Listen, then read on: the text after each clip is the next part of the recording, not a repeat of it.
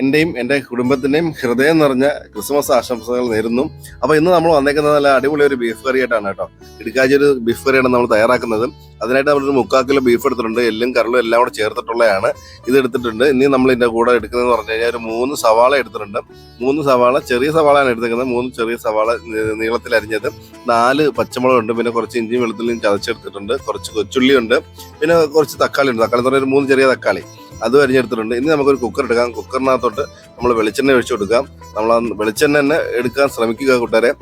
വെളിച്ചെണ്ണ ചൂടായി വരുന്ന സമയത്ത് നമുക്കതിനകത്ത് കുറച്ച് പട്ടയും ഗ്രാമ്പും കൂടി ഇട്ട് കൊടുത്ത് ഒന്ന് മൂപ്പിച്ചെടുക്കണം കേട്ടോ. ജസ്റ്റ് ഒന്ന് മൂത്ത് വരുന്ന സമയത്ത് നമുക്ക് ഇതിനകത്തോട്ട് ചേർക്കേണ്ടതെന്ന് പറഞ്ഞാൽ സവാളയാണ്.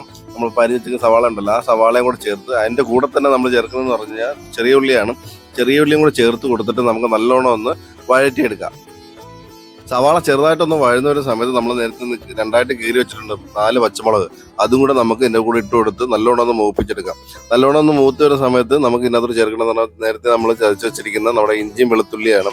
അതും കൂടെ ഇട്ട് കൊടുത്തിട്ട് നല്ല വൃത്തിക്കൊണ്ടൊന്ന് വഴറ്റിയെടുക്കാം. ഇഞ്ചി വെളുത്തുള്ളിയൊക്കെ നല്ലോണം ഒന്ന് മൂത്ത് വരുന്ന സമയത്ത് നമുക്ക് ഇതിനകത്ത് കുറച്ച് കരിയാപ്പില കൂടെ ഇട്ട് കൊടുക്കാം. കരിയാപ്പില കൂടെ ഇട്ട് കൊടുത്ത് ഒന്ന് ഇളക്കിയതിന് ശേഷം പിന്നെ നമുക്ക് ചേർക്കണമെന്ന് പറയാം പൊടി ഐറ്റംസ് ആണ്. ഞാനിവിടെ എടുത്തേക്കെന്ന് പറയുന്നത് ഒരു 3/4 ടീസ്പൂണോളം നമ്മൾ മുളക് പൊടി എടുത്തിട്ടുണ്ട്, ഒരു 1/2 ടീസ്പൂൺ മല്ലിപ്പൊടി എടുത്തിട്ടുണ്ട്, പിന്നെ ഒരു 1/2 ടീസ്പൂണോളം നമ്മൾ എടുത്തേക്കുന്ന പെരിഞ്ജീരകപ്പൊടിയാണ്. പിന്നെ നമ്മൾ എടുത്തേക്കെന്ന് പറഞ്ഞാൽ ഒരു 1/4 ടീസ്പൂൺ നമ്മൾ ഏലക്ക പൊടിച്ചതും, പിന്നെ ഒരു സ്പൂണോളം നമ്മൾ കുരുമുളക് പൊടിയും, ഒരു 1/4 ടീസ്പൂൺ മഞ്ഞൾപ്പൊടിയും കൂടി ഇട്ട് കൊടുത്തതിന് ശേഷം നല്ല രീതിയിൽ നമുക്ക് നല്ലോണം ഇളക്കി ആ പൊടിയുടെ പച്ചമണം പച്ചമണമൊക്കെ മാറി വരുമ്പോൾ നമുക്ക് ഇതിനകത്ത് ചേർക്കണമെന്ന് പറഞ്ഞാൽ നമ്മളെ ബീഫാണ്. ബീഫ് ഇട്ട് കൊടുത്തതിന് ശേഷം നല്ലോണം ഇളക്കി അതിൻ്റെ മസാലയൊക്കെ നമ്മുടെ ബീഫിനകത്ത് പിടിക്കുന്ന രീതിയിൽ നല്ലോണം ഒന്ന് ഇളക്കിയെടുക്കാം.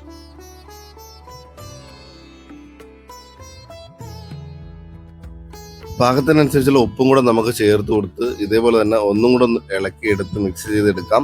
പിന്നെ നമ്മൾ ഇതിനകത്ത് വെള്ളം ചേർക്കുമ്പോഴത്തേക്ക് നമ്മൾ കുറച്ച് വെള്ളം ചേർത്താൽ മതി. ഓൾറെഡി നമ്മുടെ ബീഫിനകത്ത് വെള്ളം ഉള്ളതാണ്. അതുകൊണ്ട് നമുക്ക് കുറച്ച് ഒരു 1/2 ഗ്ലാസ് വെള്ളം കൂടെ ചേർത്ത് കൊടുക്കാം. എന്നിട്ട് അതിൻ്റെ കൂടെ തന്നെ നമ്മൾ ചേർക്കുന്ന പറഞ്ഞാൽ ഒരു 2 തക്കാളി നമ്മൾ എടുത്തിട്ടുണ്ടായിരുന്നല്ലോ, ചെറുതായിട്ട് അരിഞ്ഞത്, അതും കൂടെ ഇട്ട് കൊടുത്തിട്ട് നമുക്ക് കുക്കർ അടച്ചു വെക്കാം. കൂട്ടുകാരെ, നിങ്ങൾ കണ്ടുകൊണ്ടിരിക്കുകയാണെങ്കിൽ ഒന്ന് ലൈക്ക് അടിക്കാൻ മറക്കല്ലേ, ഷെയർ ചെയ്യാനും സപ്പോർട്ട് ചെയ്യാനും ഒന്നും മറക്കല്ലേ കൂട്ടുകാരെ.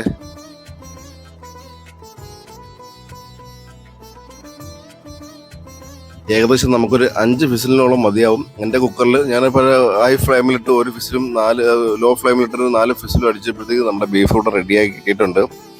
അതുകൊണ്ട് നോക്കി കൂട്ടാരെ അടിപൊളിയാക്കി കിട്ടിയിട്ടുണ്ട്. ഇനി നമുക്കൊന്ന് ഇളക്കി ഒന്ന് മിക്സ് ചെയ്യുമ്പോൾ നല്ല കുറുകി അല്ല കിടുക്കാച്ചായിട്ട് നമുക്ക് ഇവിടെ ബീഫ് കറി കിട്ടിയിട്ടുണ്ട്. ഒരുപാട് മസാലകളൊന്നും ഇല്ലാതെ നല്ല കുട്ടികൾക്കും എല്ലാവർക്കും ഒരേപോലെ ഇഷ്ടപ്പെടുന്ന രീതിയിലാണ് നമ്മളിപ്പോൾ ബീഫ് കറി ഇവിടെ തയ്യാറാക്കിയിരിക്കുന്നത്. നിങ്ങൾക്ക് ഇഷ്ടപ്പെട്ടെന്ന് വിചാരിക്കുന്നു. ഇതുപോലെ